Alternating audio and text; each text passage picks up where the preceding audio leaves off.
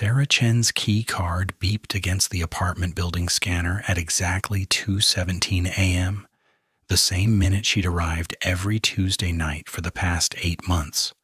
The lobby's familiar scent of industrial cleaner and old carpet welcomed her as she crossed to the mailbox bank, checking box 7B even though mail never came on Tuesdays.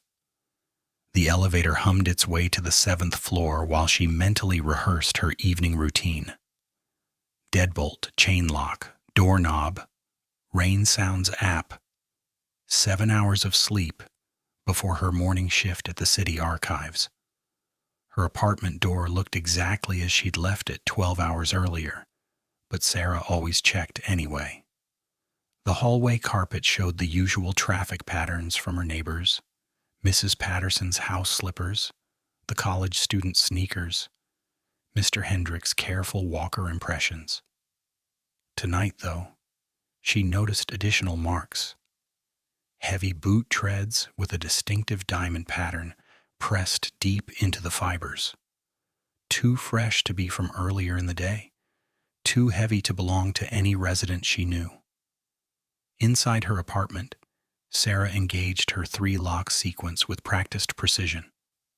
Deadbolt first, solid and reassuring. Chain lock second, its metallic slide of familiar comfort. Doorknob third, turned twice for good measure. She hung her keys on their designated hook and began her nightly inspection, a habit developed after reading too many crime reports at work. Living room. Laptop closed and parallel to the coffee table edge. Throw pillows arranged precisely on the couch. Everything undisturbed. Kitchen. Dishes in the drying rack positioned exactly as she'd left them. Refrigerator magnets holding her grocery list in perfect alignment. The apartment felt secure, predictable, safe. But in the bathroom, she discovered the first anomaly. A single drop of water clung to the ceiling directly above her bathtub, trembling but never falling. Sarah stared at it for 30 seconds, watching it quiver in the fluorescent light. Her building was old, but meticulously maintained, and she'd never seen a leak in this bathroom. The apartment above belonged to Mr. Hendricks, who rarely used his bathtub according to building gossip. She grabbed her step stool from the kitchen and positioned it beneath the suspicious drip. Standing on her toes, she could just reach the ceiling tile. It shifted when she pressed against it, revealing a small, perfectly circular gap about the diameter of a pencil. The edges were too smooth for water damage. They'd been cut with precision tools. Shining her phone's flashlight through the gap, Sarah saw something that made her stomach tighten.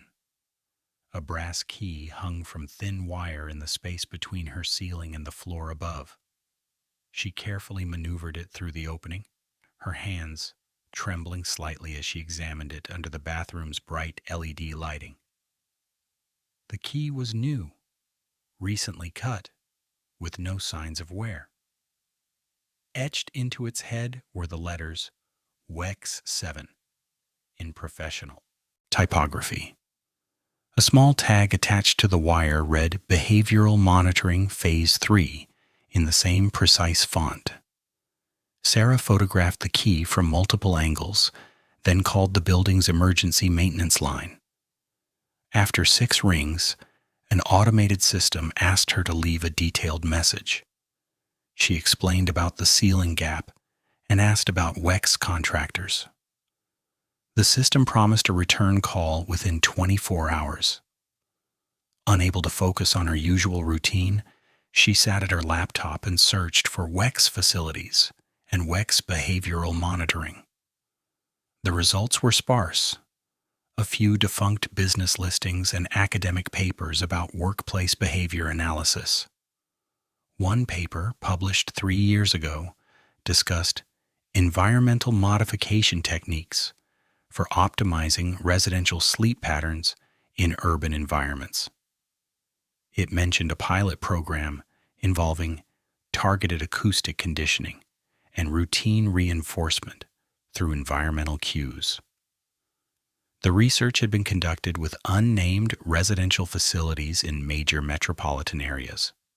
Sarah read references to subject compliance monitoring and behavioral prediction algorithms with growing unease. At 2:47 a.m., 30 minutes past her usual bedtime, she finally activated her Rain Sounds app. The familiar white noise filled her apartment, but tonight she noticed something new, a subtle, rhythmic pattern beneath the rainfall simulation. Every 47 seconds, there was a barely perceptible pause, lasting exactly 2 seconds, followed by a soft electronic beep. She rewound the audio and timed the intervals with her phone's stopwatch. The pattern was consistent and deliberate. She tried a different rain app, but it contained identical interruptions at the same intervals. Sarah turned off all devices and listened to actual rain against her windows. Natural rainfall followed no pattern, no electronic interruptions. But as she focused on the sound, she became aware of footsteps in the hallway outside her apartment, moving with measured cadence. The footsteps stopped directly outside her door at exactly 3:13 a.m., her usual sleep time. She heard the soft metallic sound of keys being tested against a lock, followed by her building's distinctive keycard scanner beep. But her door remained secure, all 3 locks engaged. Then she heard something impossible. Her own voice, muffled but unmistakable, saying routine complete. Subject compliance confirmed. Proceed to phase 4. The voice was coming from inside her apartment, from speakers she couldn't see, playing a recording she'd never made. Sarah pressed herself against the wall, heart hammering, as the footsteps in the hallway resumed their measured pace and faded toward the stairwell. The Rain Sounds app had reactivated itself, filling the silence with its algorithmic weather patterns and hidden electronic pulses, counting down to something she didn't yet understand. Sarah woke at 9:13 a.m. to silence. Her Rain Sounds app had stopped during the night, though her phone showed it running continuously for 12 hours. The usage data revealed something impossible. Over 300 megabytes uploaded to servers she'd never authorized. She photographed the WEX 7 key again in morning light, discovering additional markings etched along its shaft. 7B 301 Chen, followed by coordinates that matched her building's exact location. The diamond pattern boot treads from her hallway had been professionally cleaned overnight. Only faint impressions remained, visible when fluorescent light hit the carpet fibers at precise angles. Someone with industrial cleaning equipment had worked to erase evidence, but they'd missed the deeper impressions near the elevator where the intruder had shifted weight. At 10:47 a.m., Sarah descended to catch her usual bus to the city archives. Her routine commute followed the same path every weekday, down Maple Street, left on Fifth Avenue, straight through downtown. She'd ridden this route for 8 months without variation, but today she positioned herself at the bus's rear window, camera ready. As they pulled from her stop, she spotted it. A white Ford Transit van, maintaining perfect distance behind them. The vehicle bore minimal markings except for a small logo, 3 interlocking gears with WEX subtly integrated into the design, the same typography as her mysterious key. Sarah began documenting everything. License plate, 7B WEX 301. The same numbers etched on her key. Distinctive features, reinforced bumper, antenna array on the roof, diamond pattern tires matching the treads from her hallway. The van's driver wore dark clothing and monitored a dashboard-mounted device that glowed with the blue light of active electronics. The surveillance was methodical, algorithmic, Every turn the bus made, every stop, the van mirrored with mechanical precision. Never closer than 3 car lengths, never farther. When traffic slowed, the van slowed proportionally. When they accelerated up hills, it matched their speed exactly. At the intersection of 5th and Commerce, something impossible occurred. The bus driver announced an unexpected detour for construction Sarah knew didn't exist. Instead of turning left toward downtown, they continued straight, looped through Riverside Park, and approached the same intersection again. The route formed a perfect circle, taking exactly 15 minutes to complete.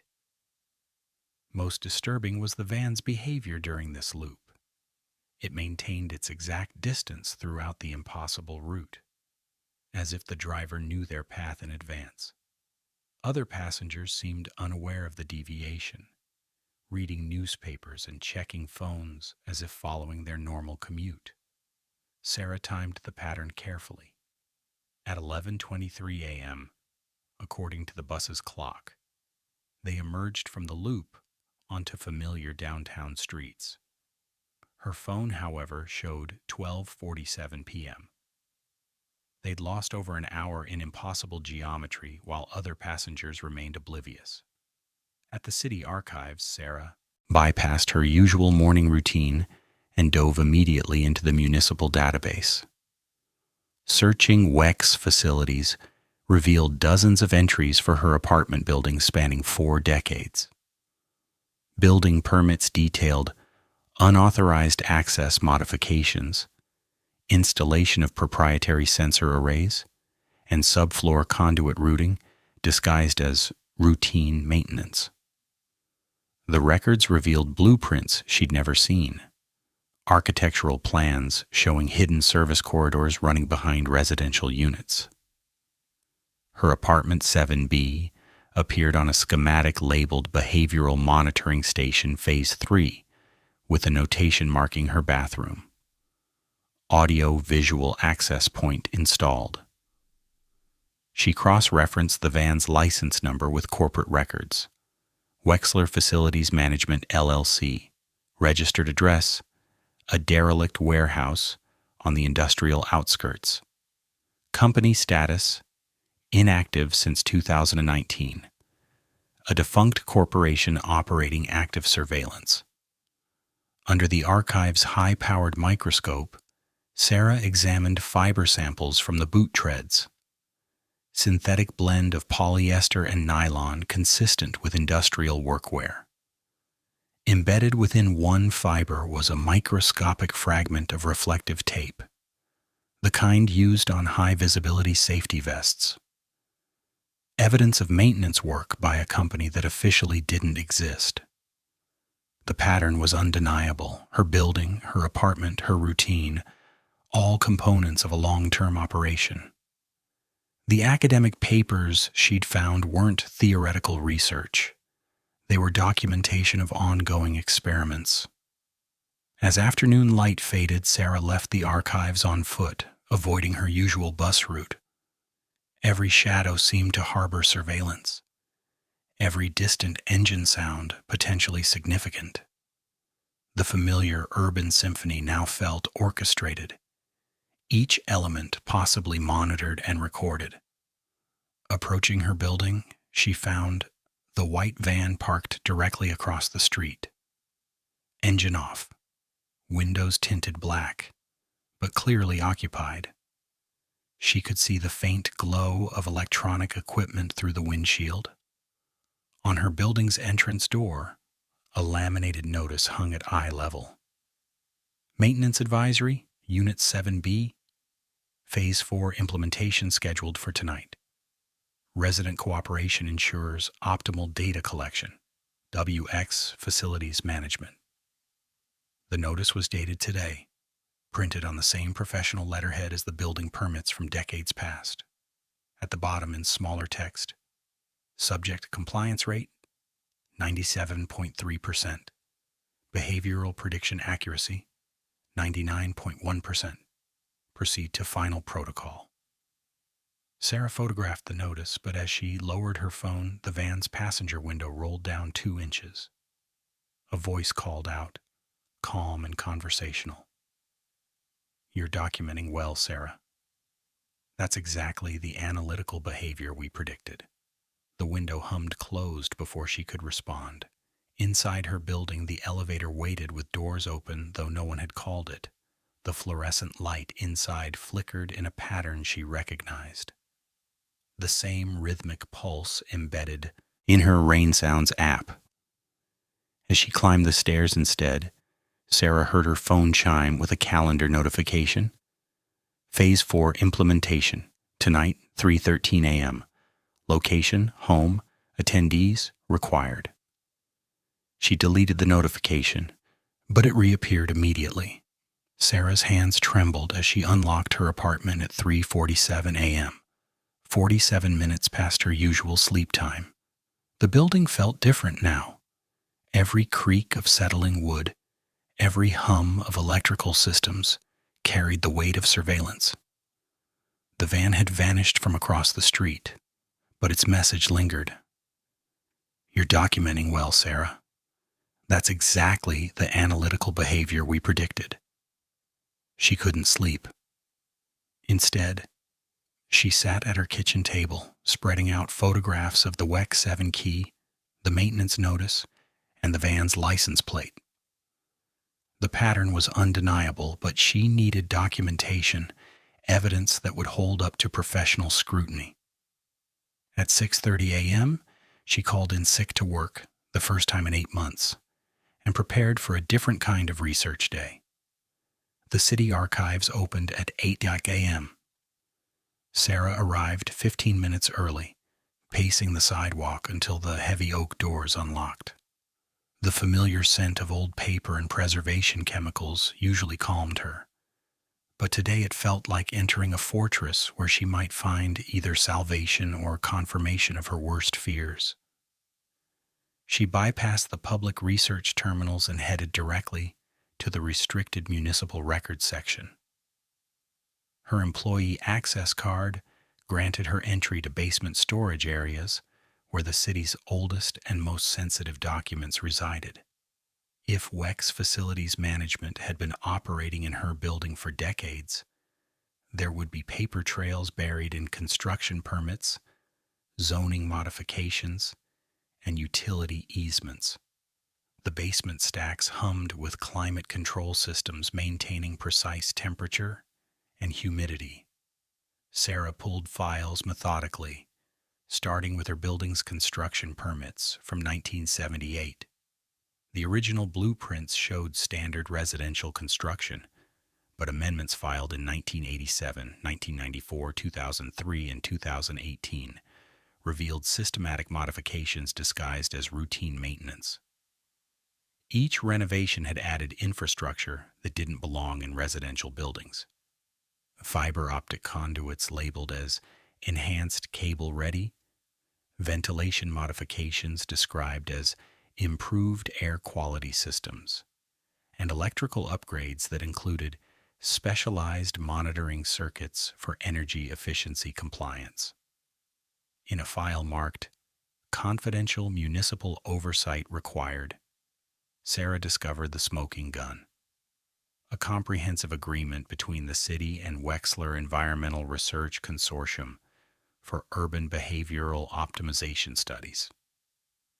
The document, dated 1987, authorized environmental modification research in selected residential facilities to improve citizen well-being through subtle atmospheric adjustments. Her building was listed as Primary Research Site Alpha 7, with Apartment 7B designated as a high-priority observation unit. The agreement granted WX access to install non-invasive monitoring equipment and conduct longitudinal behavioral studies on residents who would provide informed consent through standard lease documentation. Sarah photographed every page, her phone's camera flash, illuminating decades of systematic deception. The research wasn't theoretical, it was operational, ongoing, and she was its primary subject. A loose folder contained personnel files for the research team. Dr. Alistair Finch, principal investigator, had published extensively on environmental conditioning for optimal sleep patterns before his disappearance 5 years ago. His research notes, handwritten in precise script, documented Subject 301 with clinical detachment, demonstrates excellent routine compliance. Analytical nature makes her ideal for Phase 4 intervention protocols. Recommend proceeding with direct behavioral modification techniques. Subject 301. Sarah's hands clenched around the file. She was a number in someone else's experiment. The basement's fluorescent lights flickered, then stabilized in a pattern she recognized. The same rhythmic pulse embedded in her Rain Sounds app. 47 seconds of steady illumination, 2 seconds of darkness. Repeat. The building's electrical system was synchronized with her surveillance, creating a network of environmental cues designed to influence her behavior.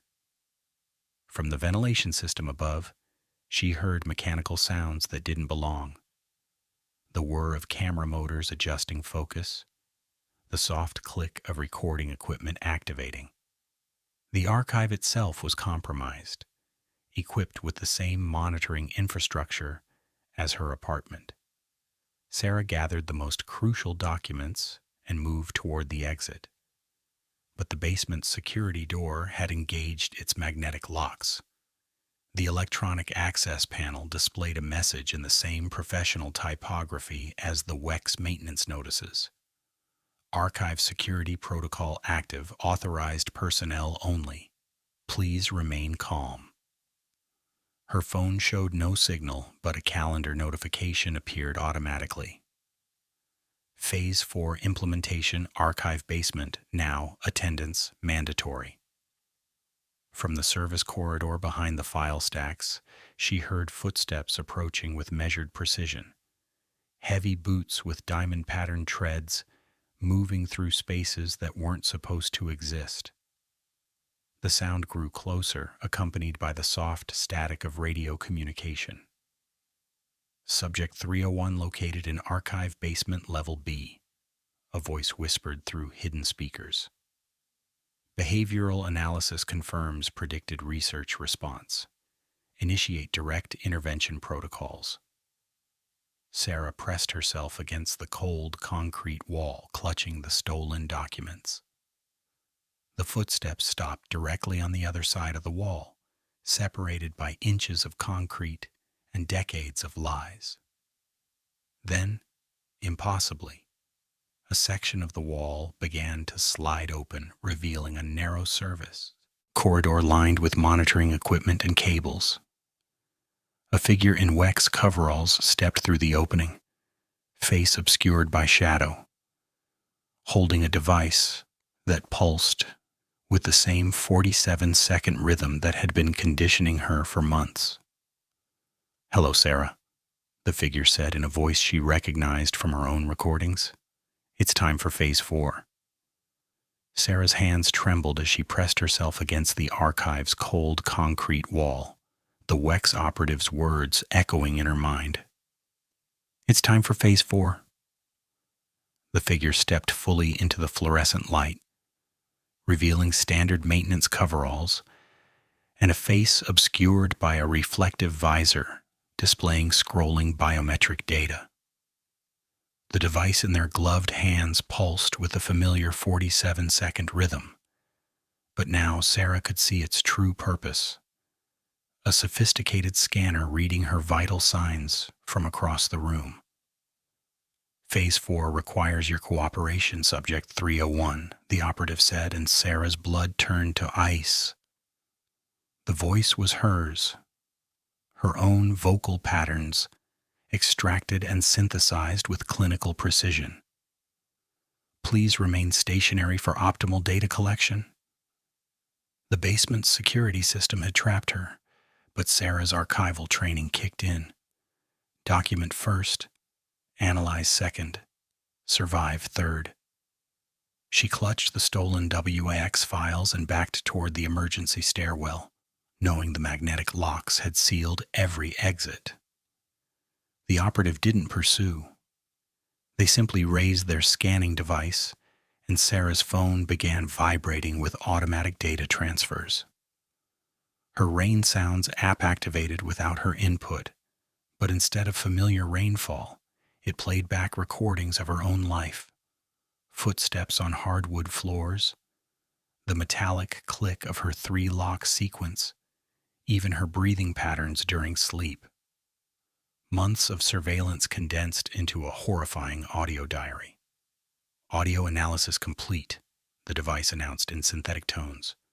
Subject compliance rate, 97.3%. Behavioral prediction accuracy, 99.1%. Initiating real-time modification protocols. Sarah ran deeper into the basement stacks, weaving between towering shelves of municipal records. Behind her, the operative's footsteps maintained perfect rhythm, not chasing but herding her toward a predetermined location. She found temporary refuge behind a section of 1960s building permits and activated her phone's spectrum analyzer, the same software she used for digitizing fragile audio archives.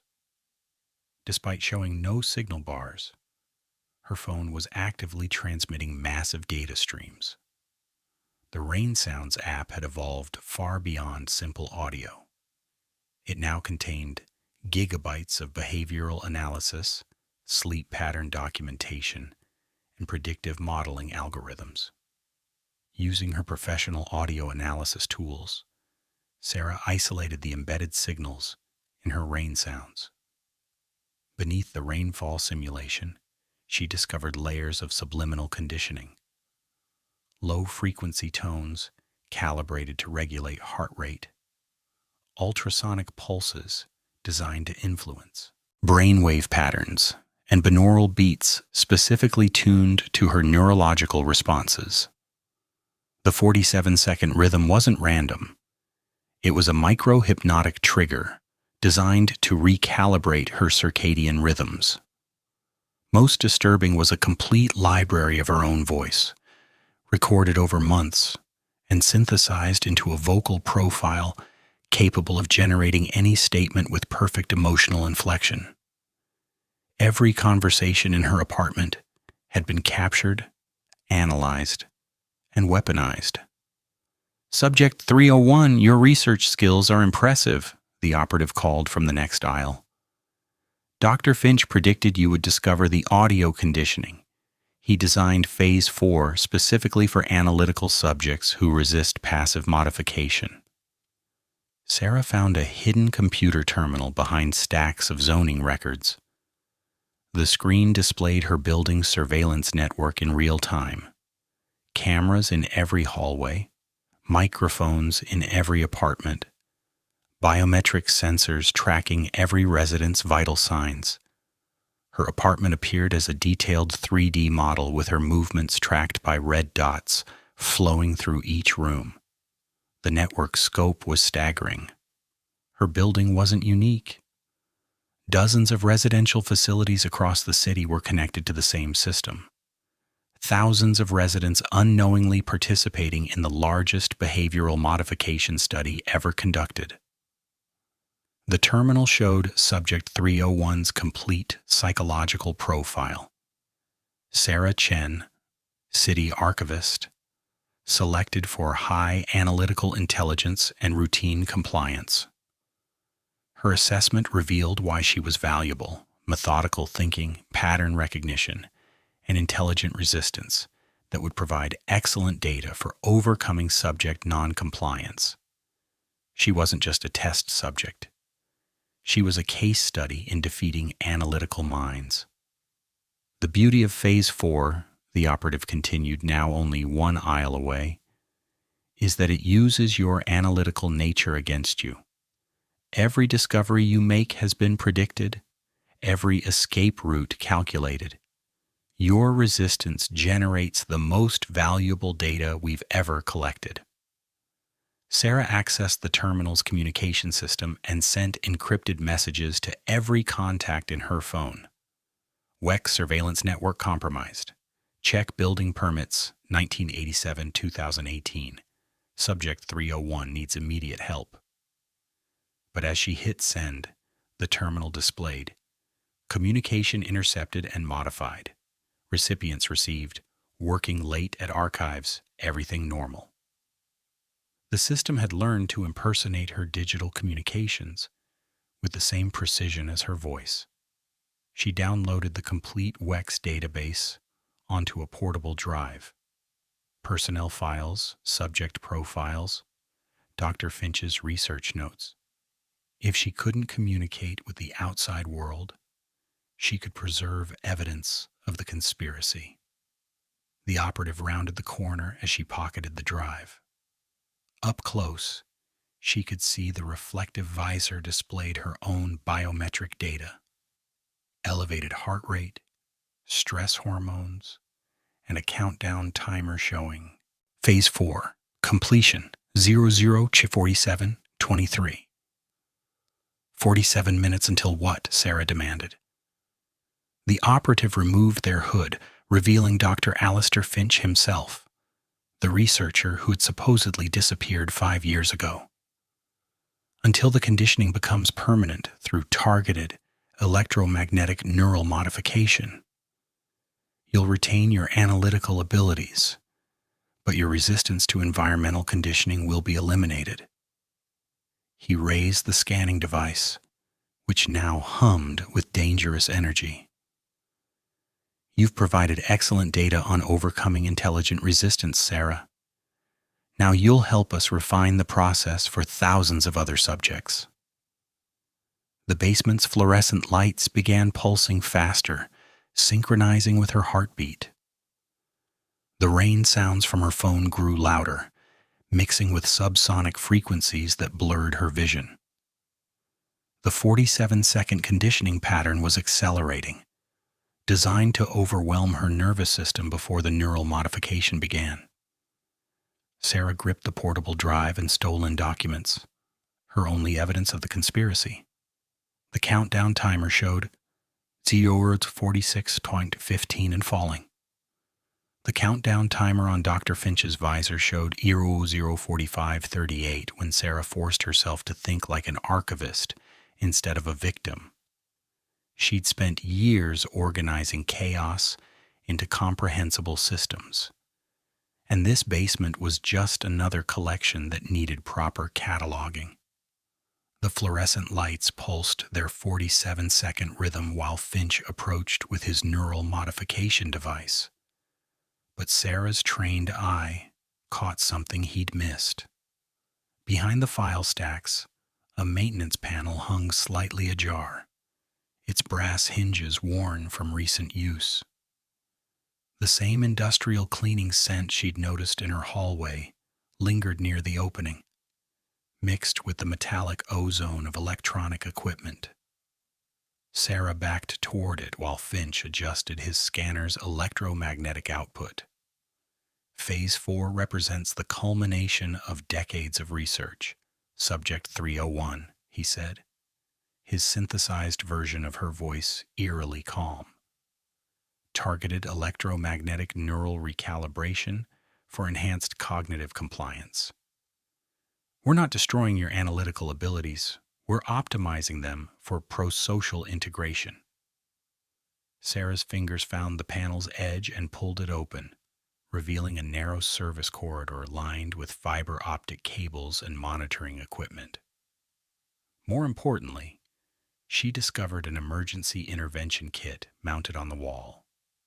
Laminated protocol cards, electronic override devices, and a black fob that vibrated in counter-rhythm to the building's 47-second pulse. The beauty of our system, Finch continued, raising the scanner, is that it preserves intelligence while eliminating the inefficiencies of resistance. You'll retain your professional skills, but lose the compulsion to question authority or seek patterns that threaten social stability.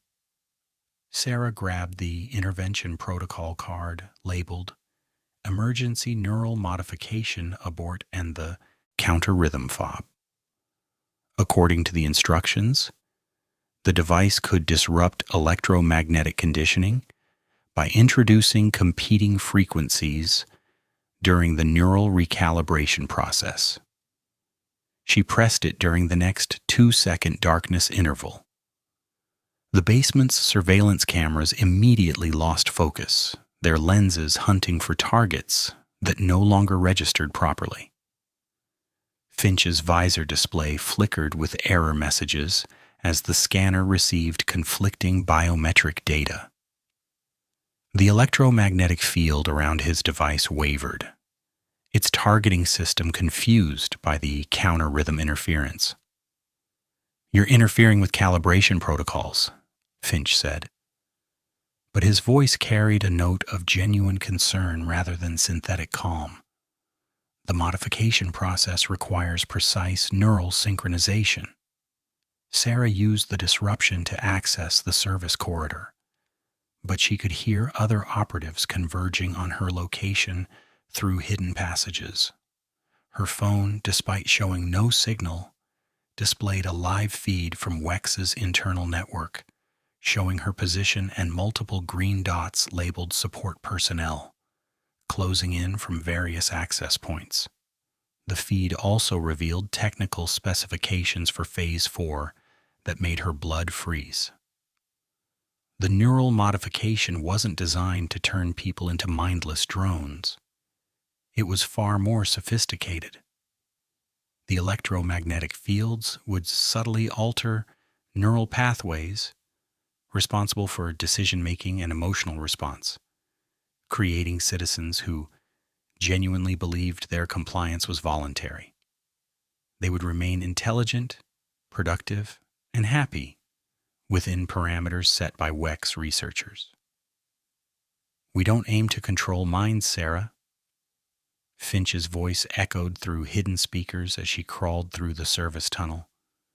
"We aim to perfect them, to remove the anxieties, the inefficiencies, the non-optimal responses that prevent human flourishing. You'll be a beacon of optimized living."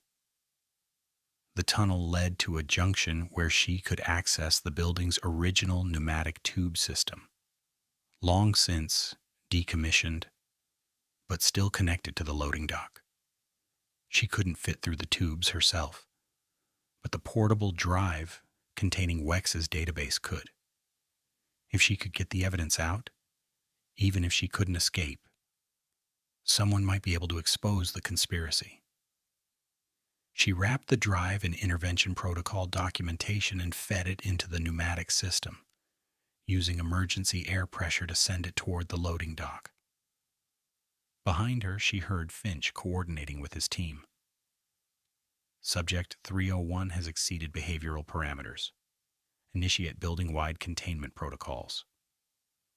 A section of the tunnel wall slid open, revealing another operative in WX coveralls, carrying a high-powered electromagnetic jammer. Sarah's phone screen went blank, as all electronic communications were severed.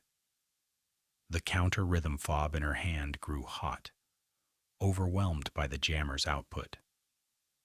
"All external communications terminated," the operative announced in her own synthesized voice. "Subject 301 is now in full containment. Proceed with Phase 4 protocols."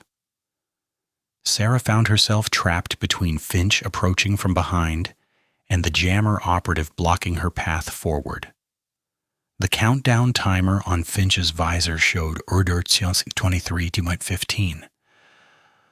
Through a maintenance grate, she could see into her own apartment building's basement, connected to the archives through the same service tunnel system. "Your apartment has been our primary research laboratory for 8 months, Finch explained as the two operatives closed in. "Every surface contains embedded sensors. Every room includes neural modification equipment.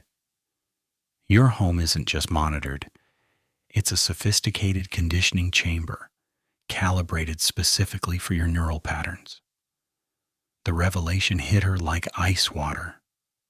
Her sanctuary, her carefully controlled environment, had been a laboratory all along.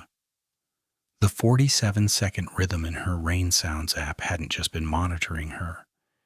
It had been preparing her neural pathways for this moment, preconditioning her brain to accept the electromagnetic modification. The neural recalibration will be painless, Finch continued, raising his device. You'll wake up tomorrow feeling refreshed, optimized, perfectly content with your role in our improved society. Your analytical skills will remain intact, but you'll use them only for approved purposes. Sarah pressed herself against the tunnel wall, clutching the now useless counter-rhythm fob. Through the maintenance grate, she could see her apartment's basement, where additional WX equipment hummed with the same 47-second pulse that had been conditioning her for months. The electromagnetic field from Finch's scanner began to intensify, and Sarah felt a strange tingling in her scalp. Her thoughts grew sluggish, as if her mind was moving through thick liquid. The countdown timer showed 02 Schnellagers and falling. Phase 4 was about to begin, and her own home was the neural modification chamber. The electromagnetic field from Dr. Finch's scanner intensified as the countdown reached 0.1947, and Sarah felt her thoughts becoming increasingly sluggish. The 47-second conditioning pulse that had been subtly influencing her for months was now accelerating toward permanent neural modification. But her archival training had taught her to think systematically even under pressure, and she noticed something neither Finch nor his operative had anticipated.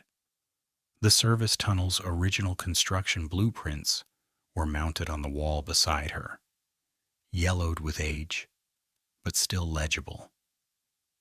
The building's electrical systems predated Wex's modifications by decades, and the emergency protocols were designed to protect sensitive archival materials from power surges. If she could access the main circuit breaker, she might disrupt the electromagnetic field long enough to escape. Your resistance is admirable but futile, Finch said, his synthesized version of her voice carrying false reassurance. The electromagnetic recalibration will preserve your personality while optimizing your decision-making processes. You'll be happier, Sarah, more fulfilled, free from the anxiety of questioning systems beyond your control. Sarah pressed the overheating counter-rhythm fob against the service tunnel's exposed electrical conduit, creating a feedback loop that sent chaotic frequencies through the building's power grid. The fluorescent lights flickered erratically as competing electromagnetic fields interfered with each other. Finch's scanner sparked and went offline. Subject 301 has introduced system instabilities, he announced into his radio, frustration creeping into the synthetic calm, requesting immediate technical support. Sarah used the disruption to crawl toward a maintenance panel she'd spotted earlier. The WEX 7 key turned smoothly in the lock, revealing the building's fire safety controls. She grabbed the emergency water release lever and pulled hard. Within seconds, sprinkler heads throughout the service tunnel erupted in pressurized streams, creating a cascade of interference that sent the jammer operative's equipment into chaotic failure. Through the chaos of water and sparking electronics, a voice called out from behind the maintenance panel. "Chen, this way." The building superintendent emerged from a hidden access corridor, his usual cardigan soaked and his glasses fogged. In his hands, he carried a ring of master keys and a folded emergency blanket made of reflective mylar. "You weren't supposed to see this," he said, shame evident in his voice. "But they've gone too far. The neural modification was never part of the original agreement. What original agreement? Sarah demanded, wrapping the mylar around her head and shoulders. The material crackled like candy wrapper but immediately reduced the electromagnetic pressure she'd been feeling. WEX came to us in 1987 with city permits and signed authorizations, he explained, leading her through the service corridor. They said they wanted to improve residents' sleep quality, reduce stress, create a healthier urban environment. And it worked, mostly. People did sleep better. Fewer complaints, fewer incidents.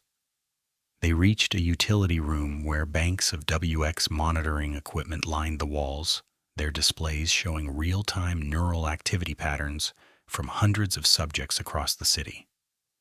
Sarah recognized her own brainwave signature on multiple screens, labeled Subject 301, Primary Research Profile. But this, the superintendent gestured at the equipment, this goes beyond environmental optimization. They're modifying people's minds permanently. The research showed a 23% rate of cognitive complications, memory loss, personality changes, some subjects never waking up properly. Sarah accessed one of the monitoring terminals using her archival credentials. The interface revealed the true scope of the conspiracy. 43 residential buildings across the city, affecting over 12,000 residents. Each building served as a research site for different aspects of behavioral modification, connected by electromagnetic fields that created overlapping zones of neural influence. The freight elevator still responds to fire codes, the superintendent said, handing her a red-tagged key. Roof access. The main transmission array is up there. If you can disable it, the whole network might collapse. Behind them, the sound of cutting equipment echoed through the service corridors. Finch's team was breaking through the water-damaged barriers. "Why are you helping me?" Sarah asked as they reached the freight elevator. "Because I've been watching the data for months," he replied, typing his override code into the elevator panel. "The system isn't optimizing people, it's preparing them for something else." Phase 5. Mass neural synchronization across the entire metropolitan area. The elevator doors opened with a low bell. Sarah stepped inside, clutching the master keys and wrapped in reflective mylar that made her look like a space-age refugee. The countdown on nearby screens showed 001217. "The roof array controls everything," the superintendent called as the doors began to close. "But Sarah, they'll be waiting for you up there. They know your patterns better than you do." As the elevator climbed past her own floor, past the apartment that had never truly been hers, Sarah felt the electromagnetic conditioning trying to reassert control. Even through the mylar, the 47-second pulse found pathways to her nervous system, whispering suggestions of compliance and contentment. The elevator stopped at the roof access, and the doors opened to reveal cold night air thick with rain and ozone. Across the tar-covered expanse, a massive antenna array hummed with layered electromagnetic frequencies, its control panel waiting with a familiar brass keyhole. Behind her, she heard the freight elevator's emergency alarm as someone overrode the system from below. Footsteps echoed in the stairwell, measured, patient, keeping exact distance like a predator that had learned her rhythm. The WEX 7 key felt warm in her palm as she approached the array, rain drumming against the mylar wrapped around her head. The countdown had reached single digits, but she was finally at the source of the signal that had been reshaping her mind for months. One turn of the key, and thousands of people might wake up free. Or the system might have one final surprise waiting. The rooftop felt like the edge of the world at 3:17 a.m., rain drumming against Sarah's mylar hood with metallic persistence. The massive transmission array rose before her like a technological cathedral, its red warning beacon pulsing in the familiar 47-second rhythm that had been reshaping her mind for months. The electromagnetic field was strongest here, making her scalp tingle even through the reflective shielding as she approached the control cabinet with the WEC 7 key warm in her trembling palm. The cabinet's brass lock turned with engineered precision, revealing a high-resolution display that immediately washed her face in cold blue light. Lines of text scrolled in the same professional typography she'd learned to distrust. Metropolitan Neural Synchronization Array, Phase 5 Ready Status. But this wasn't just a building control system. It was the command center for something far more ambitious and terrifying. A network map blossomed across the screen, showing 43 nodes dotted across the metropolitan area, each pulsing in perfect synchronization with the 47-second cycle. Her building appeared as Alpha 7 at the center, but the scope was staggering. Residential facilities, office complexes, even municipal buildings were connected by fiber optic cables and microwave links, creating a web of electromagnetic influence spanning the entire city. Sarah photographed everything with methodical precision, her archival training overriding her fear. Each node displayed real-time metrics. Cognitive compliance rate, 98.7%. Emotional stability index, 92.4%. Social integration score, 95.1%. These weren't statistics for machines. They were measurements of human minds, quantified and optimized like database entries. The stairwell door burst open behind her, and Dr. Finch emerged with two operatives carrying portable electromagnetic jammers. His face, no longer hidden behind synthetic calm, showed the zealous determination of a researcher protecting his life's work. Subject 301. Step away from the array, he commanded, but his voice carried genuine urgency rather than synthetic patience. How many people are you modifying? Sarah demanded, keeping her hands on the control panel. 12,473 confirmed subjects across the metropolitan area, Finch replied with clinical precision. Each selected for optimal social integration and influence distribution. Teachers, healthcare workers, municipal employees, journalists, community leaders. When Phase 5 completes, we'll have achieved perfect urban harmony. The display showed detailed subject profiles scrolling past. Subject 127, financial analyst, high compliance potential. Subject 089, social worker, community influence rating 8.7.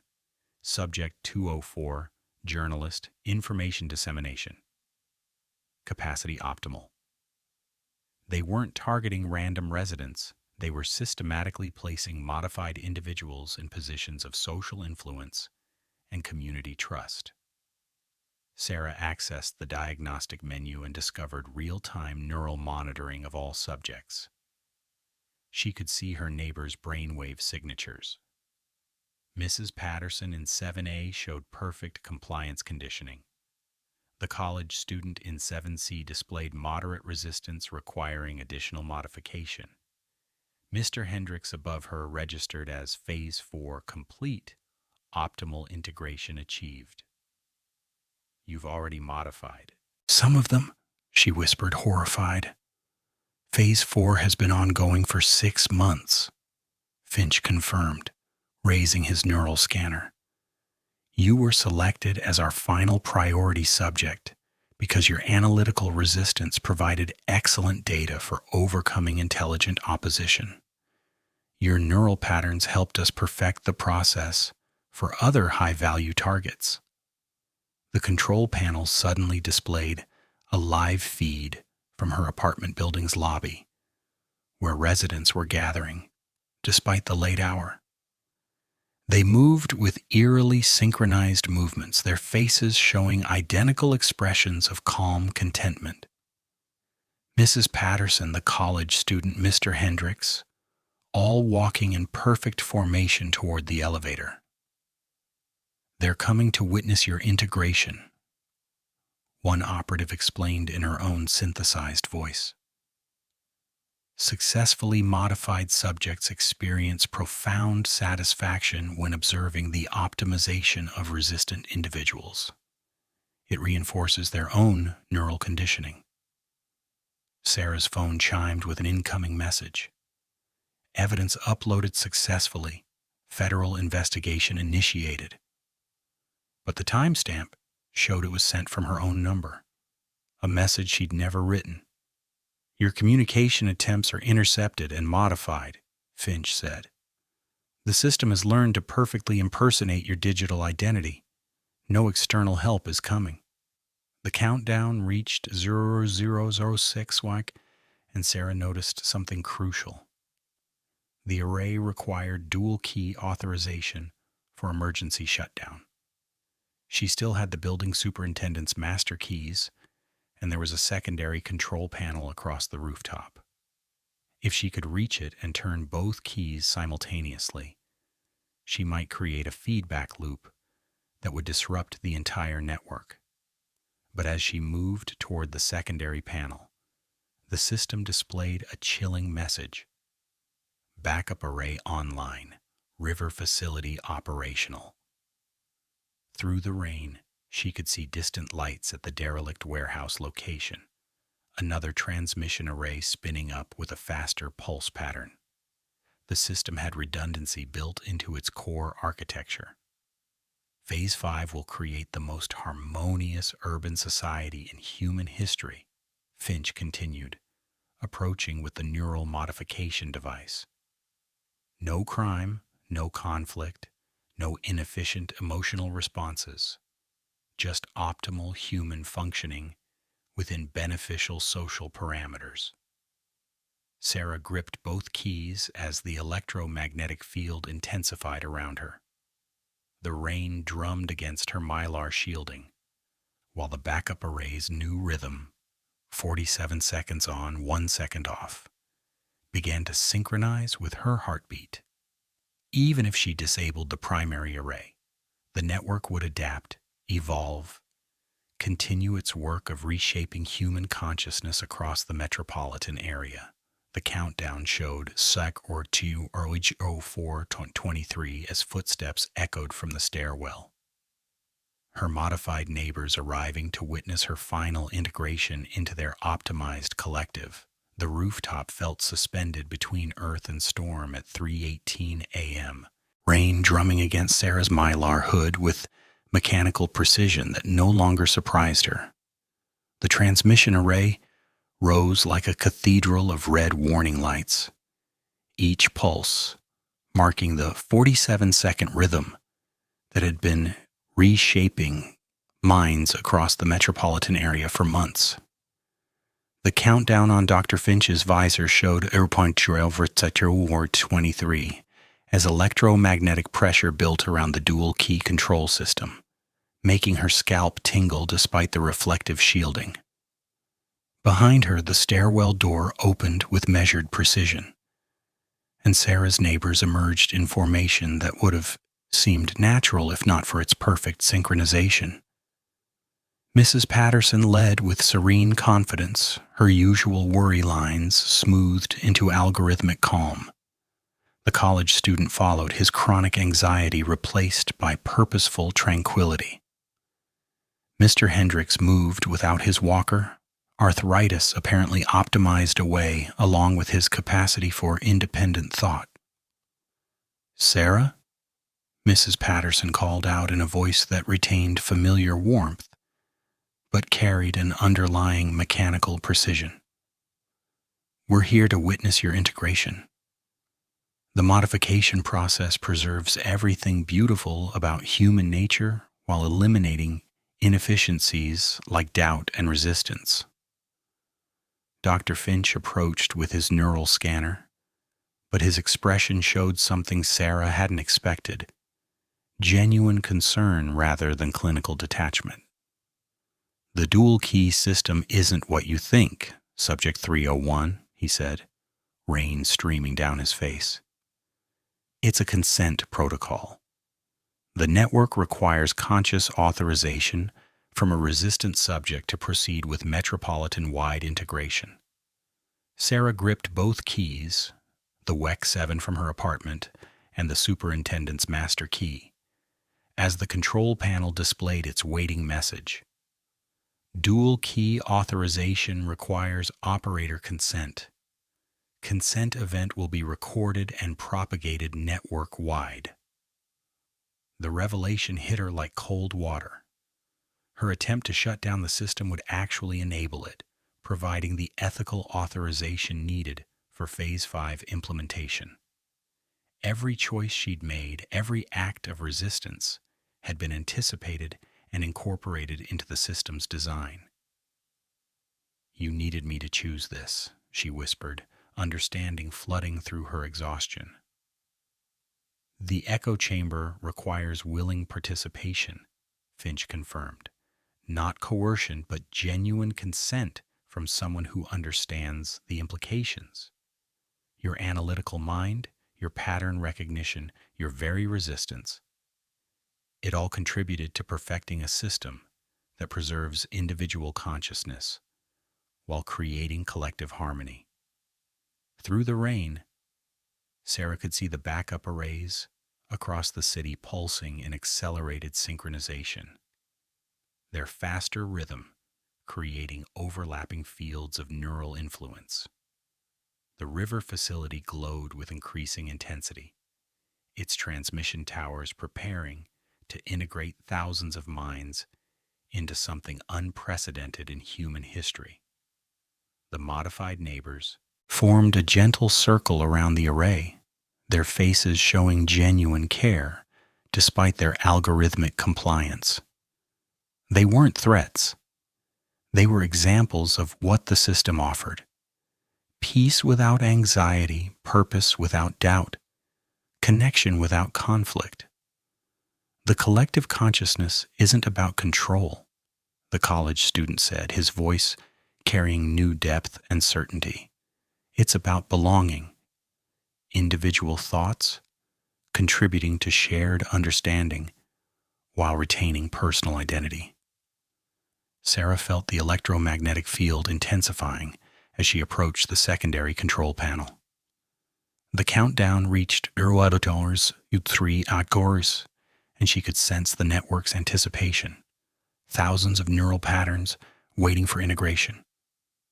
Her phone displayed a message in her own synthesized voice: "Consent recorded, integration protocols standing by." But as she positioned the keys in their respective locks, Sarah noticed something that made her pause. The system's interface showed real-time neural activity from all subjects, and she could see variations in the patterns, individual signatures persisting within the collective framework.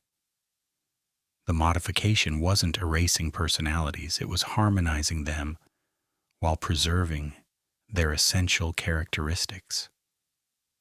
Mrs. Patterson stepped closer, her eyes reflecting the array's red beacon but retaining unmistakable humanity. "We're still ourselves, Sarah. Just better versions. Connected, optimized, free from the anxieties that used to consume us." The countdown reached 002 Zichikuok. Sarah turned the first key, feeling the electromagnetic field fluctuate around her. The network map on both screens showed nodes across the city preparing for synchronization, while the river facility's processing center hummed with growing intensity. "Your choice, Sarah," Finch said quietly. "Individual struggle and isolation, or collective harmony and shared purpose. The system won't force you. It needs your willing participation to complete the ethical framework." Sarah looked at her neighbors, at their peaceful faces and synchronized breathing. She thought of her months of surveillance, the violation of her privacy, the manipulation of her environment. But she also thought of Mrs. Patterson's chronic worry, the student's crippling anxiety, Mr. Hendrick's painful isolation. The second key felt warm in her trembling hand as rain continued its algorithmic percussion against the rooftop. The countdown showed 0.0130, and the city spread below, unaware that its collective consciousness hung in the balance. Sarah turned the second key. The array screamed, not with sound but with electromagnetic pressure that made the air itself vibrate. White light flooded the rooftop as the network synchronized, connecting thousands of minds in an instant of shared awareness. Sarah felt her consciousness expand, touching the thoughts and experiences of every connected individual, while somehow remaining distinctly herself. The sensation was overwhelming and beautiful, like hearing a symphony. For the first time after years of silence, individual voices harmonizing without losing their unique tones, creating something greater than the sum of its parts. As the light faded, Sarah found herself still standing at the control panel, still herself, but connected to something vast and peaceful. The Rain Sounds app on her phone activated with a new quality, not just algorithmic noise, but the gentle breathing of a city at rest.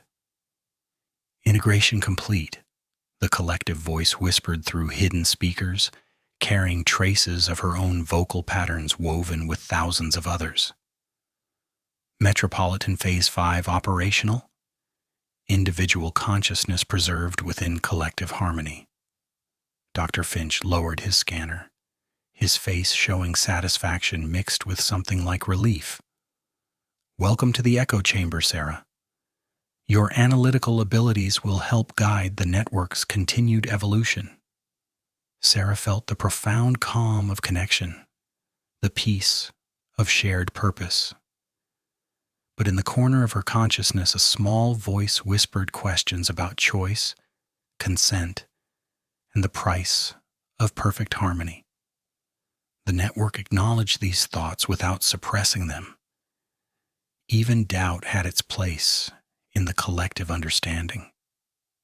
The rain continued to fall, washing the city clean as 12,000 minds settled into synchronized sleep. The river facility hummed in the distance, its processing center already calculating expansion parameters for neighboring metropolitan areas.